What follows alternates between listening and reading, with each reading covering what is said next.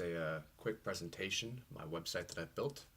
Just starting off with the site map. Just going to go through the site specs, the documentation that were created, just show that they are linked in, and the CSS made for this site, all alphabetical of course. Going through to the home page, we started off with was the idea of how to understand PHP through the use of Python.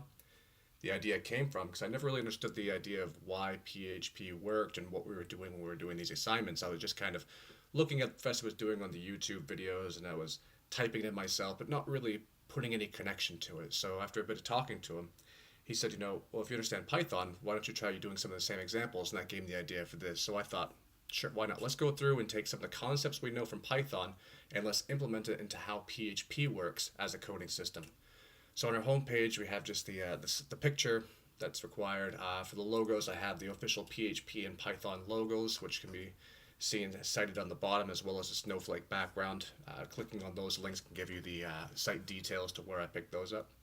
So we start off with is just telling what the site's about and how to use the site. Giving a basic idea of how the site's going to be set up. We have a nice field set in the middle with a real clear instructions over what you're going to see, how things are going to be, and it shows you these nice animations right here. On your left, you're going to see an animation of how the code works in PHP, and on the right, you're going to see an example of how the code would work in Python. So every time you should be able to go through on each one of these pages up here, and you should be able to say to yourself, okay, what would I be doing in Python, and how am I going to do it in PHP? And you should have a really good, solid example to it. And then inside of that, we're going to have step-by-step instructions showing you the slides going through how you can make these steps in PHP actually work for you. So starting off with the first site and variables, we can go through and we can see beginning right off the bat, we're going to start working with string variables. We're going to start talking about what variables are and how they relate to both Python and PHP. Again, with our animation instructions right here, showing you again PHP on the left, Python on the right. And then for each slide of the animation for the PHP section, we're going to have individual little slide cutouts for you, just so you can see what's happening, and we're going to talk about what's happening. So as you're going through the system, step by step, there's no way you can mess up and not understand what's happening and why it's happening. Afterwards, you're going to get a final result, and then you're going to be able to move on. So we're going to go through that for not only string variables, but we're also going to hit up integer variables.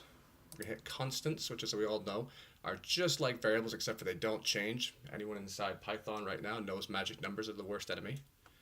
From there, you're going to move on to your if statements. And if statements are a lot along the lines of PHP and Python. The same concept are there. The only difference you have to realize is how you set them up differently. It's just really a syntactical thing. So we go through that. We tell you exactly what happens. From the left-hand side, again, you have your PHP. On the right-hand side, you have your Python. And it's all synced together, so you should be getting the same sort of results for each side. So as soon as a variable comes down on the left-hand side for PHP, you should be getting a variable on the right-hand side. As soon as the final result happens for the PHP, the final result for the Python should happen. So you have a really good one-to-one comparison of when you would use PHP code to when you would use the Python code. And again, we're going through with just these great examples of why what's happening is happening and how we could actually implement them into the process. So from if statements, we move right on to else statements, which we all know is just the conclusion of an if statement. Same sort of process here. We're just, in the example that we're using right here for the if statement, we set up based on the time that you have on your computer to tell me good morning. And we left it at blank at that. For the else statement, we've added in, well, if it's not good morning, now it's good evening. Really simple stuff, but it gives you an idea of how to really implement these. Again, using the code and seeing the syntax behind all of it. Then, what if there's more to it? Well, we added the else if, which is exactly like the elif tag in Python. So as we're going through, we're going to see not only do we have one option, we have a fallback, but we also have other things that can happen. And that's really the bare bones of this whole function that we're trying to show people, how it's just really easy to go from one thing to the other. Next, we have our user information block. We want to know more about the person who's going to use this, or we want them to tell us about their name, their email, their sex, their operating system, what sections they use today especially, so we know what's happening and what people are really interested in. From there, they're going to go on to their favorite coding languages. We're giving them plenty of options of Java, C++, so on and so forth. And then they have a chance to tell us what they'd like to see added to the website, any questions they might have. Now, of course, if they submit this, they're going to get a bunch of errors that come up automatically. But if they have something that goes right, and they enter in all the correct information that we need at a minimum, and they submit this, they're going to be told, hey, thank you very much for going and telling me what's happening. And then not only that, but that information is then going to get sent right to the email. and then you'll be able to compile that information to whatever way you want.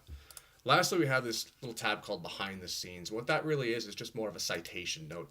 It allows us to open up a file through Microsoft Word.